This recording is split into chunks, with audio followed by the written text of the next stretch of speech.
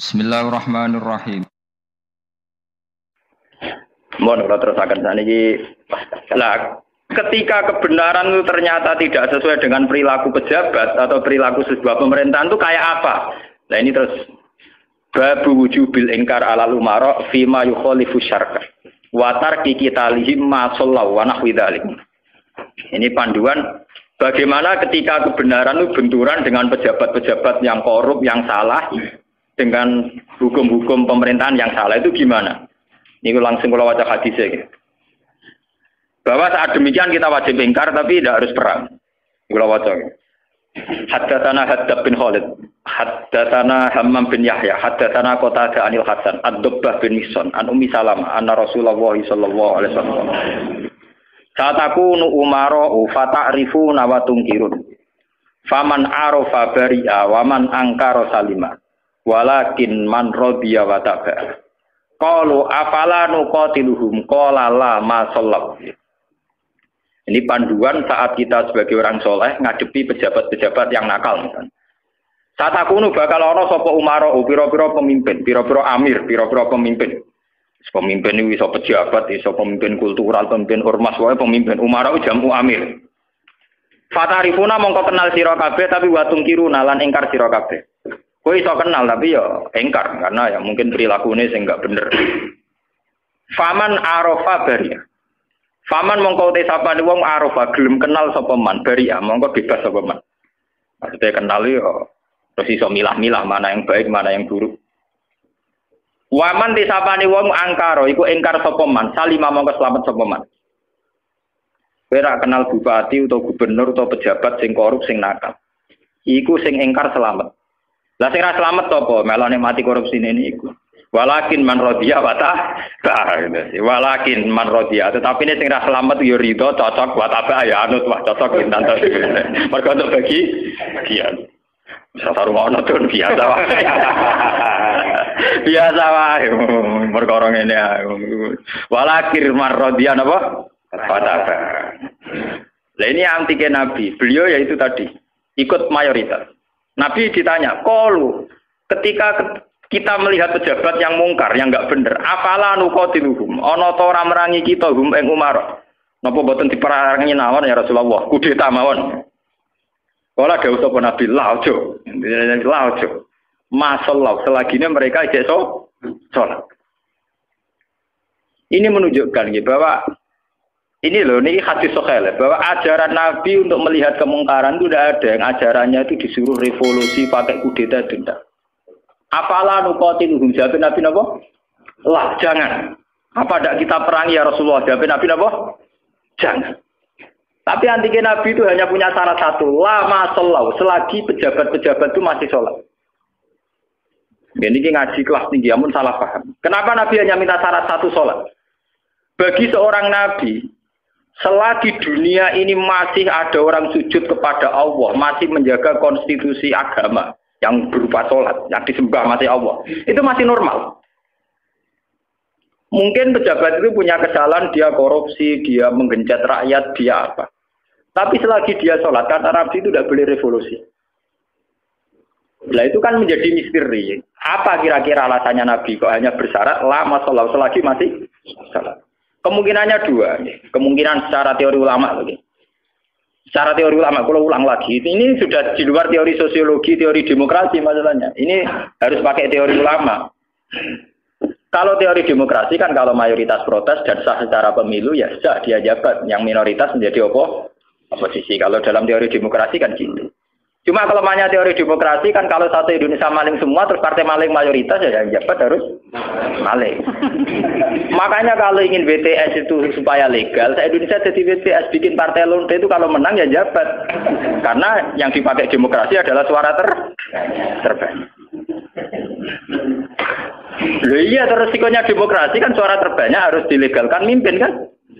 Kalau terbanyak gendo semua ya harus. Makanya preman kemarin kalah sama jenderal kan dia kurang solid, dia harusnya orang jadi preman dulu semua. Bikin partai preman itu kalau mayoritas ya harus jabat. Nah ini saya bicara tentang teori ulama. Kenapa Nabi mensyaratkan jangan kamu revolusi, jangan kamu kudeta selagi mereka masih sholat. bagi seorang nabi, bagi seorang ulama, bagi seorang wali, selagi makhluk yang di dunia ini masih bertautan dengan langit, bertautan dengan Allah, berhubungan dengan Tuhan, itu masih dianggap normal. Masih dianggap apa? Normal. Bukan benar loh ya, normal. Karena ya wa ma khalaqtul jinna wal insa illa liya'budun. Makanya caranya harus sholat. Karena masih normal. Artinya seorang nabi itu tidak jagal-jagal amat ketika seorang yang nakal itu masih sholat. Seorang yang zina masih sholat. Karena masih sholat itu artinya masih ngaku eksistensi Tuhan. Artinya dia masih ngaku eksistensi apa? Tuhan. Karena sudah fase tidak sholat itu sudah tidak ngaku eksistensi Tuhan. Dia bisa keceluk komunis atau ateis atau apa saja. Lebih parah lagi. Itu kenapa sirinya, kenapa dosa syirik begitu tidak diampuni, dianggap dosa terbesar karena memungkiri eksistensi apa? Tuhan. Selagi orang masih sholat itu ngaku eksistensi Tuhan. Ya zaman saya ingin pikir. Nah, tapi korupsi kan menyengsarakan rakyat. Korupsi itu menyengsarakan rakyat dalam konteks rakyat yang nggak punya ketahanan. Karena misalnya APBD dikorupsi bupati sehingga tidak ada pembangunan Bantul atau Sleman atau negara mana saja. Paling banter sarana umum yang terbengkalai. Tapi masyarakat yang punya ketahanan hidup secara baik, dia punya pertanian yang baik, punya perdagangan yang baik. Itu pejabat korupsi hanya dia dosa saja dengan Tuhan. Karena rakyatnya punya ketahanan sendiri. Makanya Nabi berpesan semua kesalahan itu dimulai dari masyarakat tidak punya ketahanan. Alaikum anfusakum la yadurrukum man dhalla idza ihtadaytum. Kalau kita sudah miskin, pejabatnya korup, kita tambah miskin karena kita kayanya menggantung kebijakan negara. Misalnya lewat BLT, lewat sarana umum, lewat pekerjaan massal. Tapi kalau kita sudah kaya, pejabat korupsi itu hanya salahnya dia dengan negara. Tidak punya akibat ke kita karena kita sudah kuat. Jadi ya, pejabat korupsi salah, sama dengan salah. Tapi jangan katakan bahwa korupsi sumber segala bencana. Enggak. Sumber segala bencana adalah saat individu cara hidup tidak sehat, cara berekonomi tidak sehat. Ingat itu, dalam aturan Islam kullukum ra'in, bahwa kalian pemimpin pada diri sendiri. Saat diri sendiri kita tidak kuat, dengan kesalahan orang lain kita rentan. Bahkan saat tanpa dimiskinkan, kita sudah miskin. Kata siapa kalau pemiskinan negara ini karena salahnya Orde Baru? Madun ra usah ana sing miskin, miskin dhewe. Rugen ra usah ana sing miskin, miskin. Idam Samawi ra usah dolim ning Rugen wis kere. Berarti kekerean ini bukan kesalahan kebijakan pemerintah. Kesalahan SDM kita kan. Memang pemerintah ikut memperparah pejabat, tapi jangan katakan begitu. Wis kali-kali nyalahkan awam dhewe. Kita ini tanpa dimiskinkan orang sudah tanpa didolimi orang sudah terdolimi oleh perilaku kita sendiri, oleh pilihan hidup kita sendiri. Yang orang salah sing melarat kok melarat. Nanti dari kaca kula, wah aku bar mergawe modal sak mungkin bangkrut, kowe bangkrut bar modal, aku sedurunge bangkrut. Kira ku wis bawaan. Wah, kira lateng. Nih. Artinya kira-kira kita ini adikan pejabatnya wis hasil itu ya tetap kere. Jadi Bupati Bantul, Cek Sleman, Cek Diae, kok ora korupsi lah sing kere tetap kere. Wah repot kabeh nyala sapa. Tunggale sistem pendidikan nasional dirubah nganti ngelu Mendiknas ya. Wong dasare SDM rendah atau sinau tetep bento. Sebelum ada paket-paket UNAS ya wis do bento. Bentone ora salah pemerintah, ora gelem belajar. Apa susah ae sih ora usah sekolah belajar dhewe maca-maca buku tak apa. Jadi kita ini kan bodoh sedurunge dibodhokno, melarat sedurunge dimelarat. Makanya Nabi itu tidak begitu fanatik dengan aturan-aturan sosial. Nabi sebagai Nabi hanya punya pesan lama sholat. Selagi masih sholat. Selagi di alam raya ini masih ada orang yang mentautkan, yang mengkaitkan hubungan hidup di dunia ini dengan Allah, dengan Tuhan itu masih normal. Oleh Nabi dianggap masih normal. Jika Nabi kalau nyurati raja-raja ya kamu masuk Islam. Setelah Islam kamu selamat. Itu Nabi tidak ada syarat bahwa kamu harus menjadi rakyat saya, pengikut saya itu enggak. Karena ya seorang Nabi itu hanya butuhnya supaya dia manusia di alam raya ini punya tautan, punya hubungan dengan hukum Tuhan. Makanya Nabi ngendikan lama sholat, selagi masih sholat. Itu kemungkinan pertama. Kemungkinan kedua, Nabi masih berharap dengan sholat itu, kalaupun dia nakal, tidak nakal-nakal lama. Tidak mungkin seorang yang sholat, istiqomah, kemudian nakal-nakal amat. Karena tidak mungkin dengan kekuatan sholat itu kemudian menjadikan perzinaan menjadi kebutuhan. Menjadikan minum menjadi kebutuhan. Paling aksiden. Kelebihannya orang sholat, kalaupun dia zina itu aksiden. Gak kuat ngempet, kecelakaan. Apa nyabu, gak kuat ngempet, kecelakaan. Dia tidak akan menjadikan kecelakaan atau kesalahan kayak zina minum sebagai kebutuhan. Itu beda dengan orang yang tidak beragama. Bisa menjadikan fisik kebutuhan, minum kebutuhan, nyabu kebutuhan. Kelebihannya agama adalah sebuah kesalahan itu hanya aksiden, kecelakaan, kepleset. Mulanya dalam bahasa tasawuf darani kepleset. Dia berkomitmen anti zina, cuma karena sebagai manusia tahu kepleset zina. Dia anti narkoba, kepleset narkoba. Dia tetap anti kemungkaran, sebagai manusia kepleset di kemungkaran. Itu beda dengan saat kita ateis atau komunis. Kita dari awal tidak percaya surga neraka, tidak percaya Tuhan, tidak percaya sanksi. Maka semua kesalahan ini ada salah, tidak ada benar. Nah, itu tidak normal. Cara Nabi kalau kondisi sudah gitu itu sangat tidak normal. Paham ya? Makanya harus dibedakan kesalahan yang menjadi kebutuhan dengan kesalahan menjadi aksiden, hanya kecelakaan. Ya kayak Rokan sebagai sufi ya kan merem, tapi sebagai uang ya kadang kecelakaan dulu orang ayu. Tapi dia yakin itu dosa, yakin dan ya istighfar. Itu kelebihannya agama kan gitu. Orang ya di ruang salah tapi balik meneh, salah balik meneh. Makanya bahasanya orang agama itu kan munib, orang yang mudah kembali. Ya karena kesasar barang mulai meneh. Jadinya munib, rojak. Agama itu ya syaratnya kan gampang tuh munib, ya mudah kembali. Bar kesasar tidak balik meneh, kesasar meneh balik meneh. Lah sing repot nak ucul tenan ya. Ora mun parah dah niku. Makanya Nabi hanya punya syarat salat. Maksudnya salat ya itu terus sekarang saya buka lagi kemungkinan ketiga. Salat di situ itu bisa bahasa secara personernya menyebut satu bentuk, ya bentuk salat. Ada mungkin artinya itu institusi ibadah. Napa institusi napa? Ibadah.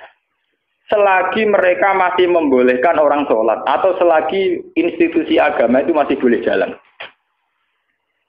Karena kita hidup di negara macam-macam. Kalau di Indonesia presiden tidak sholat itu jelek. Coba kalau sampean warga Singapura atau sampean ditegur menjadi warga Thailand. Tentu kita sebagai muslim dipatani di Thailand hanya bersyarat yang penting pemerintahan tidak memberangus masjid. Yang penting pemerintahan tidak mengganggu aktivitas masjid. Makanya masolog saja artinya selagi tidak menghalangi institusi agama yang bernama sholat. Bisa saja pejabatnya itu tidak sholat. Kayak kita misalnya ditegur dari warga Thailand atau kita warga Singapura. Mungkin PM-PM-nya tidak sholat, pejabatnya tidak sholat.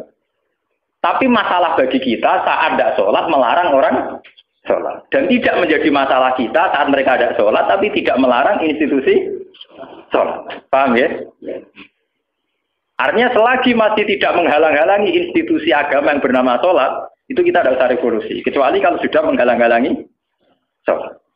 Makanya di Quran diterangkan, masalah perang itu harus kita lakukan. Ketika ada lahud dimat soami wa biya'u wa sholawatu wa masajidu yudkaru fiyasmuwahi kasiran. Itu hebatnya Quran.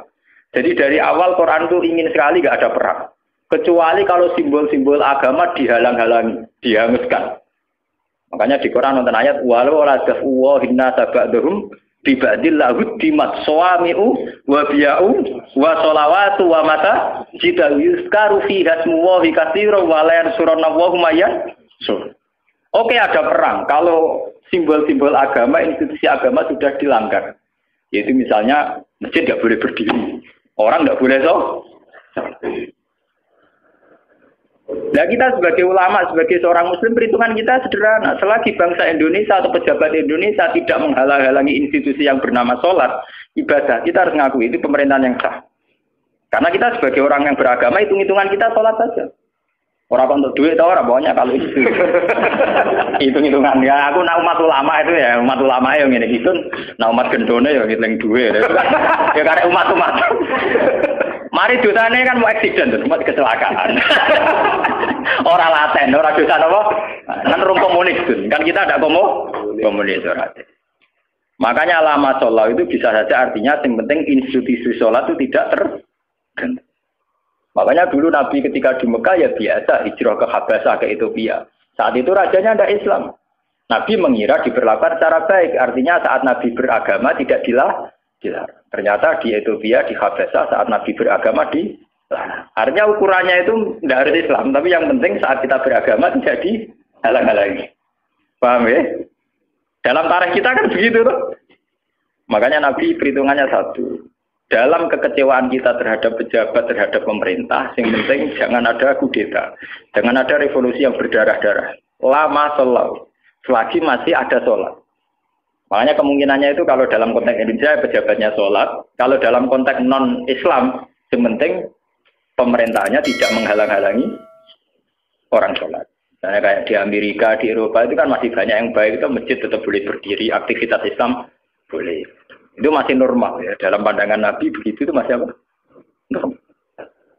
Nah, lewat ngaji ini biar jenengan tahu betul bahwa sebetulnya kita sudah punya panduan politik. Ya panduan politik, panduan sosial itu kita sudah punya dari Nabi. Ya masalahnya roh tak orang menurut dan roh kitabe tak orang. Lah tak ulang, mulane tak ulang. Mulane tak ulang. Maksudnya pentingnya ngaji ini biarnya kita tahu. Sebenarnya panduan-panduan itu sudah ada. Lah bodohmu rung dibodohno wis bodoh lha iku malah perkara. Melarat dene dimlaratno wis napa?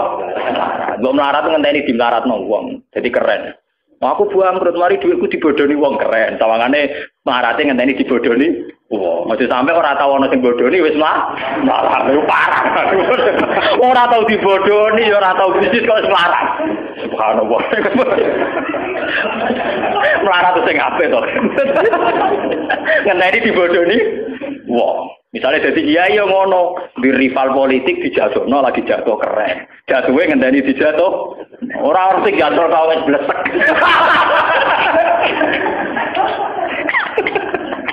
Mau ya jatuh ngendani orang sing jatuh no apa kan lumayan. Tawangannya orang sing dikambing hitam. Mau nak jatuh sing terhormat, melarat sing sopan sithik urip. Jadi walakin marrodia wata qalu padha matur sapa sahabat afala nuqatilu ana ta ora merangi kita ing umara. Jawabe Nabi qala la gak usah revolusi gak usah perang sallallahu alaihi salat ya al-Fatihah.